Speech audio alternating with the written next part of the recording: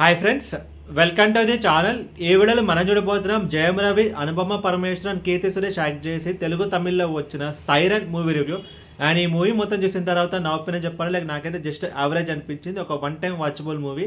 And ఇప్పుడు cinema story విషయానికి వస్తే లైక్ జయం రవి తనైతే జైల్లో ఉంటాడు. సో తను పెరోల్ మీద 2 వీక్స్ అయితే బయటకు వస్తాడు. సో తనకి ఎస్కార్డ్గా లేకపోతే ఒక సెక్యూరిటీగా జోగి బాబు అయితే వస్తాడు. అండ్ జయం రవికి ఒక కూతురు అయితే ఉంటుంది.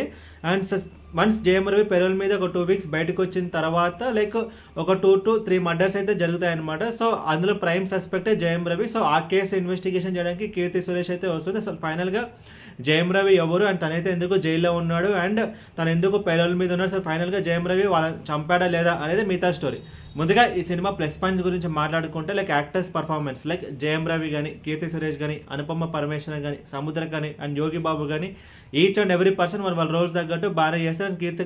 అండ్ కీర్తి సురేష్ విషయానికి వస్తే లైక్ ఈ మూవీలో తనైతే ఒక పోలీస్ క్యారెక్టర్ అయితే చేసింది. అండ్ వాళ్ళ ముఖ్యంగా వాళ్ళ రోల్స్ ఎలా ఉన్నా సరే వాళ్ళైతే వాళ్ళ బెస్ట్ ఇవ్వడానికి ట్రై చేస్తారు. అనుపమ పరమేశ్వరన్ ఒక చిన్న రోల్, మనం క్యామియో అని కూడా మనమైతే అనుకోవచ్చు. అని వచ్చే కొంచెం సేపు అయినా సరే తన పర్ఫార్మెన్స్ బాగుంది. అండ్ జయం రవికి అయితే ఈ మూవీలో 2 రోల్స్ అయితే ఉంటాయి అనమాట. ఒకటి జైలుకి వెళ్ళే ముందు అండ్ ఇంకోటి కొంచెం వయసు పెరిగిన తర్వాత క్యారెక్టర్. లైక్ ఆ 2 రోల్స్ తను చూపించిన వేరియేషన్ కానీ, తన బాడీ లాంగ్వేజ్ కానీ, తన డైలాగ్ మాడ్యులేషన్ కానీ పర్లేదు, ఓకే చూడొచ్చు. అండ్ ఇంకొక ప్లస్ పాయింట్ ఏంటంటే స్క్రీన్ ప్లే, లైక్ స్టోరీలు అయితే పెద్దగా కొత్తదనం అంటూ ఏమీ ఉంటుంది. బట్ స్క్రీన్ ప్లే విషయానికి వస్తే అది కూడా చాలా ఎక్స్ట్రాడినరీ ఉంది అని చెప్పి నేనైతే అనదు. మ్యాక్సిమం మనకి బోర్ అయితే కొట్టదు స్క్రీన్ ప్లే అనమాట.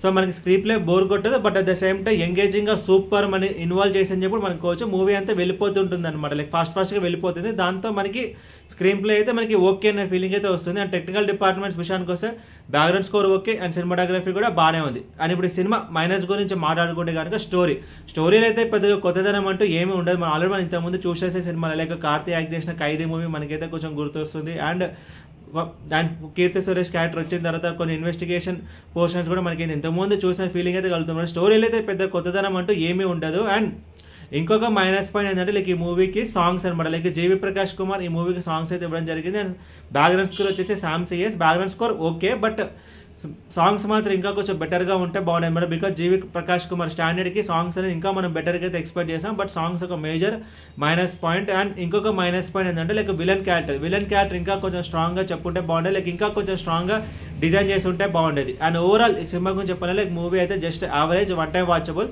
అండ్ ఈ మూవీకి నేను సరే రేటింగ్ 2.5 out of 5. ఈ వీడియో మీకు నచ్చితే కనుక లైక్ కొట్టి షేర్ చేసి మీ ఫ్రెండ్స్ అయితే సబ్స్క్రైబ్ చేయించండి. మీకు ఇంకా వేరే సినిమా రివ్యూస్ కానీ కింద కమెంట్ బాక్స్లో కామెంట్ చేయండి. Thank you.